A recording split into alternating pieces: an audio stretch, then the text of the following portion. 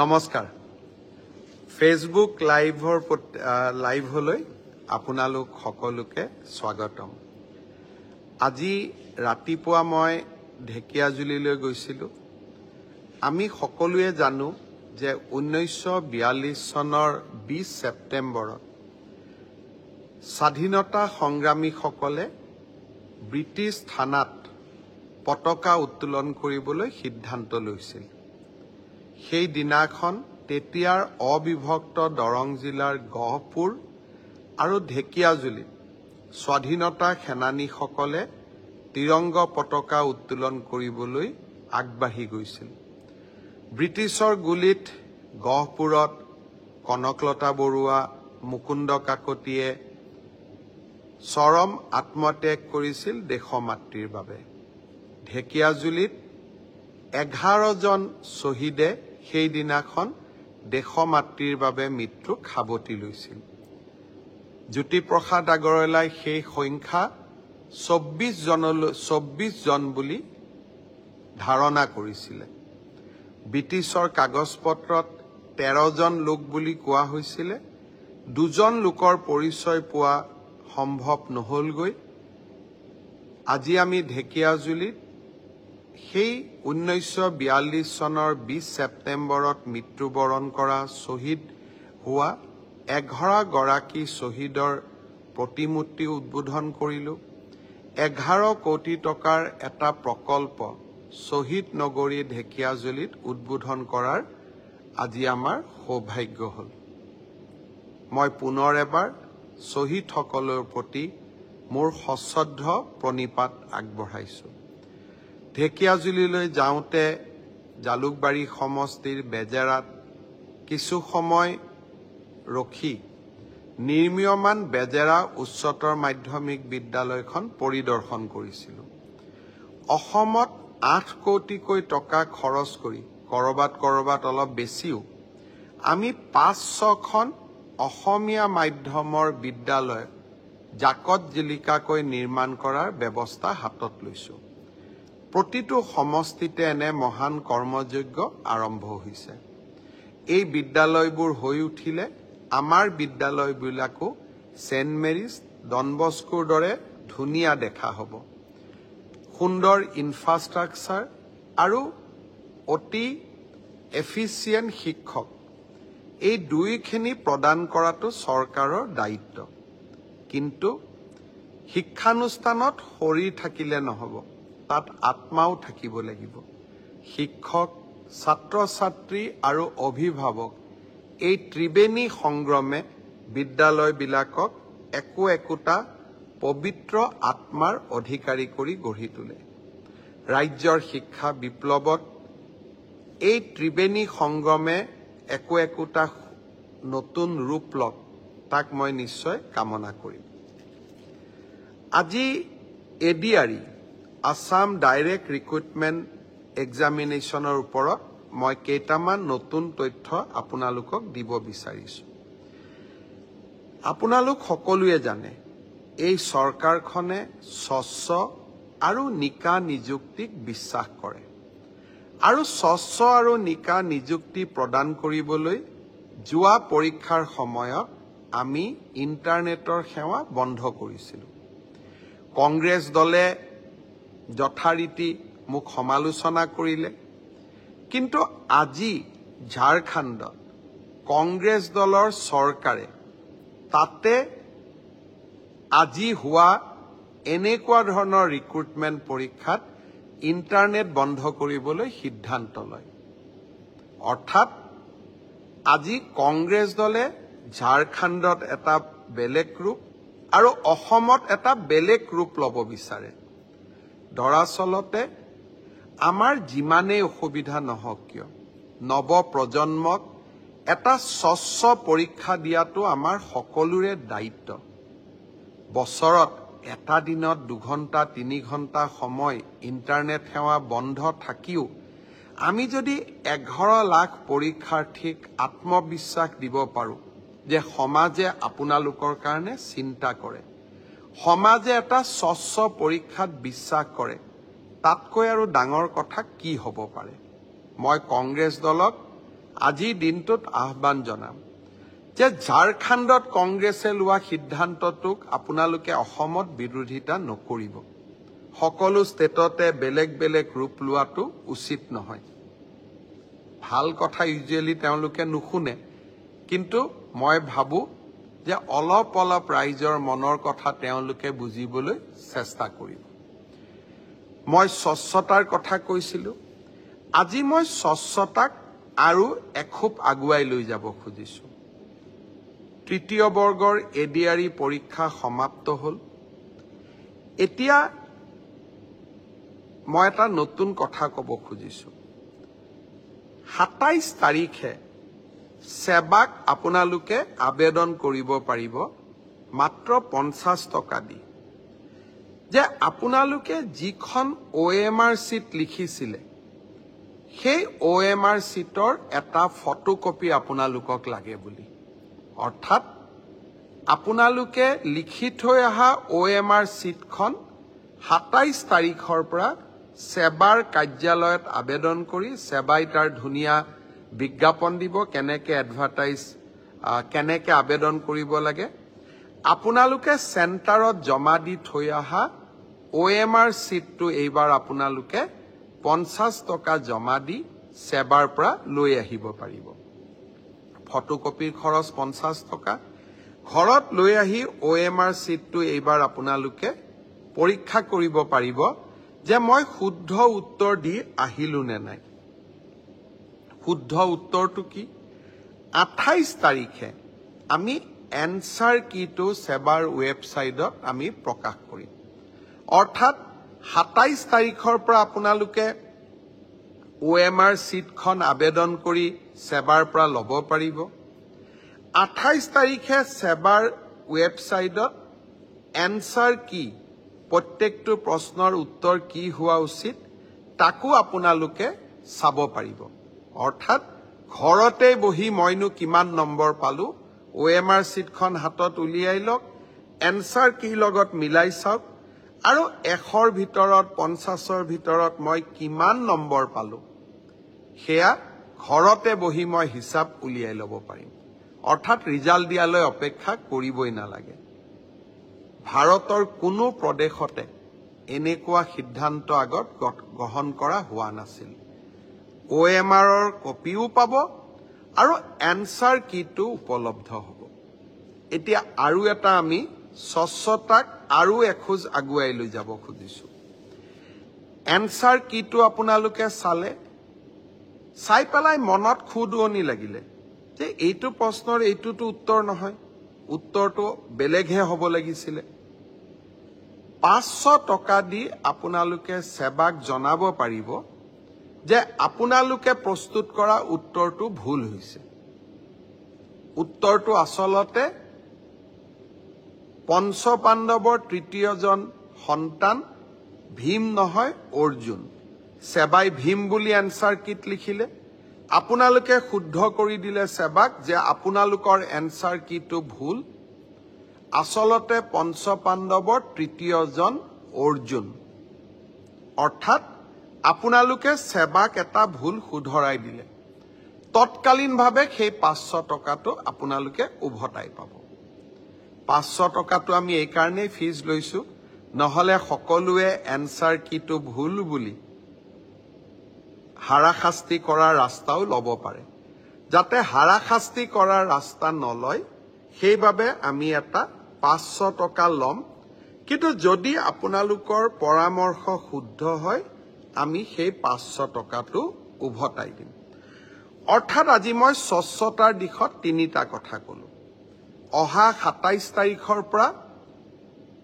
স্বচ্ছ পৰীক্ষাৰ ক্ষেত্ৰত মই তিনিটা নতুন সিদ্ধান্ত আজি মই ঘোষণা কৰিলো এটা হল যে আপোনালোকে OMR চিটটো যিটো চিটত আপোনালোকে আনসাৰ কৰি আহিছে তাৰ ফটোকপিটো অহা 27 তাৰিখৰ পৰা আপোনালোকে সংগ্ৰহ কৰিব পাৰিব সেৱাৰ কাৰ্যালয়ৰ পৰা তাৰ প্ৰচিডিউৰটো বিজ্ঞাপনত আহিব 50 টকা দি আবেদন কৰিব লাগিব 50 টকাও ফটোষ্টেটৰ খৰচ দ্বিতীয়তে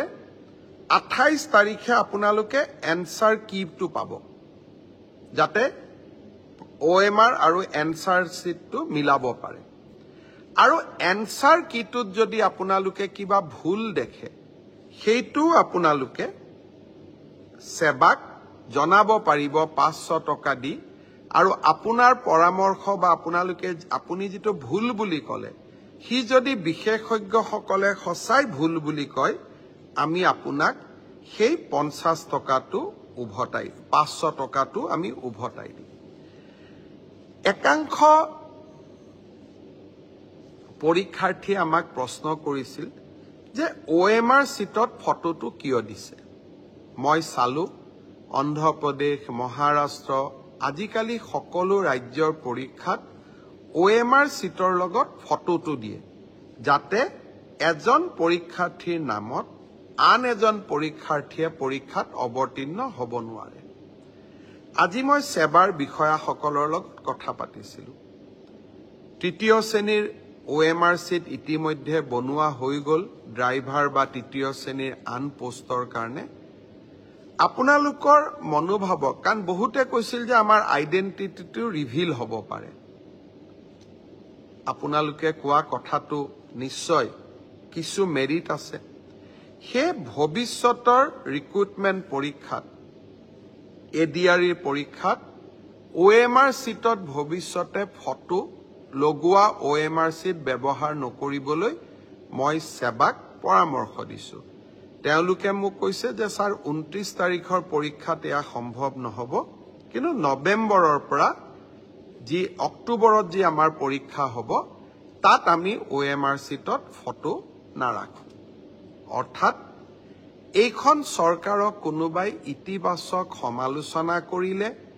ইতিবাচক পৰামৰ্শ দিলে তাক গ্ৰহণ কৰাৰ সততা আৰু সাহস আমাৰ আছে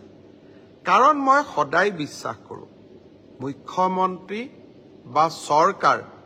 ৰাইজৰ ওপৰত নহয় মুখ্যমন্ত্ৰী বা চৰকাৰ ৰাইজৰ তলত শ্ৰদ্ধাৰ ৰাইজ ফিক্সিংক লৈও কেইটামান সমস্যা বিশেষকৈ নলবাৰীত এটা সমস্যা দেখা গৈছিল আমি এইকেদিন নেশনেল ওমেন কমিশন আৰু বিভিন্ন কেন্দ্ৰীয় চৰকাৰৰ পৰীক্ষাত ফ্ৰিস্কিং কেনেকে কৰে তাৰ বিষয়েও আমি আলাপ আলোচনা কৰিছিলো সকলোৱে এটাই উত্তৰ দিছে যে যদি সেম জেন্ডাৰৰ মানুহে সেম জেন্ডাৰক ফ্ৰিস্কিং কৰে তেতিয়া তাত কোনো বাধা থাকিব নোৱাৰে অৰ্থাৎ মহিলাই যদি মহিলাক ফ্ৰিস্কিং কৰে পুৰুষে যদি পুৰুষক ফ্ৰিস্কিং কৰে তাত আপত্তিৰ কোনো থল নাথাকে আজি আমি ষ্টেট ওমেন কমিশন মহিলা আয়োগ আৰু বিভিন্ন পৰীক্ষাত গ্ৰহণ কৰা ব্যৱস্থাৱলী সম্পৰ্কে আজি আমি পৰ্যালোচনা কৰিলো পৰ্যালোচনাৰ অন্তত আমি এইটো সিদ্ধান্তত উপনীত হলো যে মহিলাই মহিলাক ফ্ৰিস্কিং কৰাত কোনো বাধা থাকিব নোৱাৰে পুৰুষে মহিলাক ফ্ৰিস্কিং কৰিব নোৱাৰে কিন্তু মহিলাই মহিলাক ফ্ৰিস্কিং কৰিব পাৰে আজি বিভিন্ন জনৰ লগত পৰামৰ্শ কৰি আমি এই বিষয়ে খবৰ ললো বিমান সেৱাত যেনেকৈ আপোনালোকে ফ্লাইটত গৈছে যে মই আপোনাক ফ্ৰিস্কিং কৰিম চাম আপোনাৰ শৰীৰটো আপোনাৰ আপত্তি আছে আপুনি ফ্লাইটত নুঠিব পাৰে কিন্তু বিনা ফ্ৰিস্কিং আপুনি ফ্লাইটত উঠিব নোৱাৰে ঠিক সেই ধৰণে আমি পৰীক্ষা হলৰ বাহিৰত আপোনাক সেম জেন্ডাৰৰ মানুহৰ হতুৱাই আপোনাক পৰীক্ষা আমি কৰিব লাগিব পৰীক্ষা কৰোতে আমি আপোনাৰ সন্মতি লম আপোনাৰ আমি সম্পূৰ্ণ আপোনাৰ প্ৰতি সৌজন্যতা আমি প্ৰকাশ কৰিম এইবাৰ অতিৰিক্তভাৱে মহিলাক ফ্ৰিস্কিং কৰাৰ সময়ত ছোৱালী পৰীক্ষাৰ্থীক ফ্ৰিস্কিং কৰাৰ সময়ত বা তালাচী চলোৱাৰ সময়ত সেই পৰীক্ষা কেন্দ্ৰত অতিৰিক্তকৈ আশা কৰ্মী বা অংগনবাদী কৰ্মী উপস্থিত থাকিব যাতে তেওঁলোকে যাতে গোটেই ব্যৱস্থাটো সৌজন্যতাৰ মাজত হৈছে সেই বিষয়ে তেওঁলোকে যাতে প্ৰমাণিত কৰিব পাৰে মই ভাবো ই আন এক বিতৰ্কৰো ওৰ পেলাব অহা 29 তাৰিখে তৃতীয় বৰ্গৰ আৰু 2টা পৰীক্ষা 2 বেলা অনুষ্ঠিত হ'ব যোৱাবাৰ হৈ যোৱা পৰীক্ষাৰ দৰে এইবাৰো পৰীক্ষা যাতে নিকা হয় তাৰ বাবে আমি প্ৰচেষ্টা চলাম এখাৰ কথা ক'ব খোজো অসমত এছাম সংবাদ মাধ্যম আছে তেওঁলোকে পৰীক্ষাটোত ক'ত ভুল আছে তাক উলিয়াবৰ কাৰণে এক প্ৰকাৰ গৱেষণা আৰম্ভ কৰে সিদিনাখনো কুৱেশ্যন পেপাৰখন লিক হৈ গ'ল বুলি অযথা হুলস্থুল আৰম্ভ কৰিলে 11 লাখ ল'ৰা ছোৱালীয়ে পৰীক্ষা দিছে বহুত সিৰিয়াস ল'ৰা ছোৱালীয়ে পৰীক্ষা দিছে কোনোবাই যদি সঁচাকৈয়ে কুৱেশ্যন পেপাৰখন লিক হোৱা বুলি আত্মহত্যা কৰিলেহেঁতেন নিশা সংবাদ মাধ্যমটোৱে দায়িত্ব ল'লেহেঁতেন জানো অসমৰ একাংশ সংবাদ মাধ্যমৰ লগত কিবা কাৰণত মোৰ আইডিঅলজি নিমিলে আৰু তেওঁলোকৰ লগত ৰাজনীতি আৰম্ভ কৰাৰ দিনাখনৰ পৰাই মই যুঁজ দি আছো সেই কাৰণে কেতিয়াবা মোৰ ল'ৰাকো আক্ৰমণ কৰে মোৰ ছোৱালীকো আক্ৰমণ কৰে মোৰ পৰিয়ালকো আক্ৰমণ কৰে মোকো আক্ৰমণ কৰে মই এই আক্ৰমণবিলাক আশীৰ্বাদ হিচাপে লওঁ কাৰণ প্ৰত্যেকটো কথাত আমি এটা দায়বদ্ধতা মনত ৰাখিব লাগিব যে অসমৰ নতুন প্ৰজন্মৰ প্ৰতি আমাৰ দায়বদ্ধতা কুৱেশ্যন পেপাৰ লিক হৈছে আপুনি যাওক অনুসন্ধান কৰক বিষয়টো কি বুজি চাওক একো নকৰাকৈ ব্ৰেকিং নিউজ যদি মই আকৌ কৈছো ৰাতিয়ে যদি কেইবাজনো ব্যক্তিয়ে যদি আত্মহত্যা কৰি পেলালেহেঁতেন কেইবাজনো ছাত্ৰ ছাত্ৰী আত্মহত্যা কৰিলেহেঁতেন লাষ্টতটো কথাটো অসত্য বুলিয়েই প্ৰমাণ হ'ল সত্যতাটো তাত নাথাকিল মই সংবাদ মাধ্যমক আকৌ এবাৰ আহ্বান জনাম আপোনালোকৰ শত্ৰু একাংশ শব্দটো মই আকৌ কৈছো একাংশ সংবাদ মাধ্যম আপোনালোকৰ শত্ৰু হিমন্ত বিশ্ব শৰ্মা মোৰ লগত আপোনালোকে যুঁজক মোক যি লিখে লিখক অসমৰ নতুন প্ৰজন্মক আপোনালোকে তেওঁলোকৰ যি আশা আকাংক্ষা তাক ধুলিস্যাত কৰিবৰ বাবে চেষ্টা নকৰিব এটা স্বচ্ছ আৰু নিকা পৰীক্ষা পতাৰ বাবে টেটৰ নিযুক্তিৰ পৰা আজিলৈকে মই অহৰহ সংগ্ৰাম কৰি আহিছো কিছুমান চাকৰি পোৱা ল'ৰা ছোৱালীয়ে কয় আমিতো মেৰিটত পালো এই মেৰিটত চাকৰি দিবৰ কাৰণে টেটৰ পৰীক্ষাৰ সময়ত সেই সময়ৰ মুখ্যমন্ত্ৰীৰ সৈতে মই যুঁজিবলগীয়া হৈছিলে দিল্লীৰ পৰা মাদানী পৰিয়ালৰ সৈতে যুঁজিবলগীয়া হৈছিলে আৰু সিদিনা এডিআৰই পৰীক্ষাটো স্বচ্ছ কৰিবলৈ একাংশ লোকৰ সৈতে মই যুঁজিবলগীয়া হৈছে মই আশা কৰিম যে 29 তাৰিখে আপোনালোকে ডাউনলোড কৰিবলৈ সক্ষম হ'ব শ্ৰদ্ধাৰ ৰাইজ আজি এডিআৰই পৰীক্ষাৰ বিষয়ে বিশেষকৈ কলো এই ব্ৰডকাষ্ট ধনঞ্জয় পালে চাই আছে সুশীল কুৰ্মীয়ে চাই আছে ৰুবুল দাসে চাই আছে বিনোদ উপাধ্যায়ে চাই আছে আমাৰ কাৰ্বি আলঙৰ চিএম তুলিৰাম ৰংহাঙেও চাই আছে আমাৰ প্ৰাক্তন সংসদ পল্লৱ লোচন দাসে চাই আছে লক্ষ্মী গগৈয়ে চাই আছে হুছেইন আহমেদে চাই আছে জলি দেৱে চাই আছে শফিকুল ইছলামে চাই আছে ৰুনুমি কলিতাই চাই আছে পবি ৰাজবংশীয়ে চাই আছে হেমন্ত হিলৈধাৰী চাই আছে বিশাল নাথক চাই আছে বিশাল নাথে চাই আছে সকলোকে মই ধন্যবাদ জনাইছো আৰু এটা কথাত মই আজি আপোনালোকক কৃতজ্ঞতা জনাব খুজিছো যোৱা কেইবাটাও ব্ৰডকাষ্টত মই আপোনালোকক ভাৰতীয় জনতা পাৰ্টিৰ সদস্যতা অভিযানৰ সময়ত সদস্যতা পদ লবৰ বাবে আহ্বান জনাইছিলো আমাৰ বিটিআৰৰ সিএম নিতুল স্বৰ্গীয়াৰেও এই ব্ৰডকাষ্ট চাই আছে এতিয়া মই প্ৰসংগলৈ উভতি গৈছো ব্ৰডকাষ্টৰ সময়ত মই আপোনালোকক অনুৰোধ কৰিছিলো যে আপোনালোক ভাৰতীয় জনতা পাৰ্টিৰ সদস্যতা গ্ৰহণ কৰক 2019 চনত ভাৰতীয় জনতা পাৰ্টিৰ সদস্যতা গ্ৰহণ কৰা লোকৰ সংখ্যা আছিল 18 লাখ আজি দিনটোত সদস্যতা অভিযানে ৩৫ লাখৰ সংখ্যা পাৰ কৰিলে। মই আমাৰ ভাৰতীয় জনতা পাৰ্টিৰ সকলো কাৰ্যকৰ্তাকে পুনৰ এবাৰ অভিনন্দন জনাইছো আৰু সদস্য পদ গ্ৰহণ কৰা আটাইকে ভাৰতীয় জনতা পাৰ্টিৰ মঞ্চলৈ স্বাগতম জনাইছো। এই সদস্যতা অভিযান ২৫ তাৰিখলৈ চলি থাকিব, হয়তো আৰু ২-এটা দিন বঢ়াব। মই আশা কৰোঁ যে আমাৰ এই সদস্যতা অভিযানৰ সময়ছোৱাত এতিয়ালৈকে যিসকলে ভাৰতীয় জনতা পাৰ্টিৰ সদস্যতা গ্ৰহণ কৰা নাই, তেওঁলোকেও যাতে আমাৰ দলটোৰ সদস্যতা গ্ৰহণ কৰে। এখন শক্তিশালী ভাৰত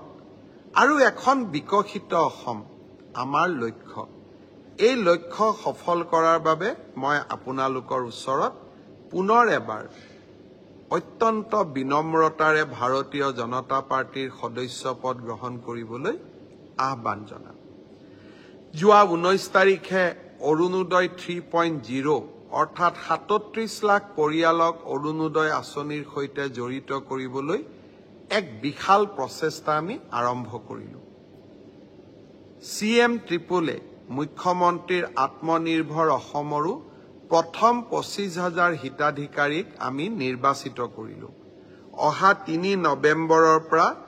আৰু ৭৫,০০০ হিতাধিকাৰী নিৰ্বাচনৰ প্ৰক্ৰিয়া আমি আৰম্ভ কৰিম। আজি মই ঢেকিয়াজুলিলৈ যাওঁতে গাড়ীখন ৰখালে ঢেকিয়াজুলিলৈ যাওঁতে কেইগৰাকীমান ছাত্ৰীয়ে হাত দেখুৱাই মোৰ গাড়ীখন ৰখুৱালে আৰু মোক সুধিলে, মামা আমাৰ নিযুত মইনাৰ টকা কেতিয়া সোমাব? তেতিয়া উত্তৰ দিয়া নাছিলো, ভাবিছিলো গধূলি উত্তৰ দিম। নিযুত মইনা আঁচনিৰ ধন আমি ৬ অক্টোবৰ তাৰিখে আপোনালোকক দিয়া আৰম্ভ কৰিম। তাৰ পিছত প্ৰতি মাহৰ 10 তাৰিখে এই নিযুত মইনা আঁচনিৰ ধন আপোনালোকে লাভ কৰি থাকিব। ৬ অক্টোবৰলৈকে ভাগিনসকল সাজু হৈ যাওক নিযুত মইনা আঁচনিৰ ধন পাবলৈ। ২৯ তাৰিখৰ পৰীক্ষাৰ বাবেও সকলোকে আগতীয়াকৈ শুভেচ্ছা জনালো আৰু ADRE পৰীক্ষাত আমি গ্ৰহণ কৰা বিভিন্ন ব্যৱস্থা OMR, এনচাৰ কিক প্ৰত্যাহ্বান জনাব পৰা সুবিধা, স্বচ্ছতাৰ দিশত গ্ৰহণ কৰা প্ৰতিবোৰ সুবিধা আপোনালোকে গ্ৰহণ কৰক। তাৰ বাবে মই আপোনালোকক পুনৰ এবাৰ আহ্বান জনালো। শেষত আকৌ এটা কথাৰে সামৰণি মাৰিছো। মহিলাক চেক কৰাটো, ফ্ৰিস্কিং কৰাটো আমি আপত্তি কৰিব নালাগে, কাৰণ বিভিন্ন বিমানবন্দৰৰ পৰা বিভিন্ন পৰীক্ষাত তেনেকৈ চেকিং কৰে। খালি চেকিং কৰোঁতে পুলিচে প্ৰাৰ্থীসকলক সৌজন্যতা দেখুৱাব লাগে, শ্ৰদ্ধাৰে সৈতে চেকিং কৰিব লাগে, আনজন ব্যক্তিক সন্মান জনাই চেকিং কৰিব লাগে। ২৯ তাৰিখে আমি সেই ধৰণে পৰীক্ষাটো চলাবৰ বাবে চেষ্টা কৰিম। পুনৰ এবাৰ আপোনালোকক ধন্যবাদ জনালো ব্ৰডকাষ্ট লাইভত চাই থকা আৰু পিছত যিসকলে চাব সকলোকে ধন্যবাদ জনালো। লাহে লাহে শাৰদীয় দুৰ্গা পূজাৰ বতৰো আহিব আৰম্ভ কৰিছে। সকলোকে পূজাৰ বাবেও আপোনালোকক সাজু হ'বৰ বাবে এটা আনন্দৰ পৰিৱেশ সৃষ্টি কৰিবৰ বাবে মই আপোনালোকক আহ্বান জনাম। শেষত কেইগৰাকীমান ব্যক্তিৰ নাম ল'ম। বিনোদ ৰয় ব্ৰডকাষ্ট চাই আছে, নাৰায়ণ চন্দ্ৰ ডেকা ব্ৰডকাষ্ট চাই আছে, এনামুল হক চৌধুৰী ব্ৰডকাষ্ট চাই আছে, মিনুল আলী চাই আছে, বহুতে ব্ৰডকাষ্ট চাই আছে। আজি সকলোকে ধন্যবাদ জনাইছো। দেৱাশিষ বৰা ব্ৰডকাষ্ট চাই আছে, ঋতু ইংতি কাঠাৰ ব্ৰডকাষ্ট চাই আছে, প্ৰিয়ংকা কলিতা ব্ৰডকাষ্ট চাই আছে, পবিত্ৰ গায়ন ব্ৰডকাষ্ট চাই আছে, চুমু ডেকা তেওঁ লাইভ চাই আছে, লাচিত গৌৰ তেওঁ ব্ৰডকাষ্ট চাই আছে। লাচিত গড়ে ধুনীয়াকৈ লিখিছে, জয় অসম মামা জিন্দাবাদ। সকলোকে ধন্যবাদ জনালো। শুভৰাত্ৰি, আকৌ লগ পাম।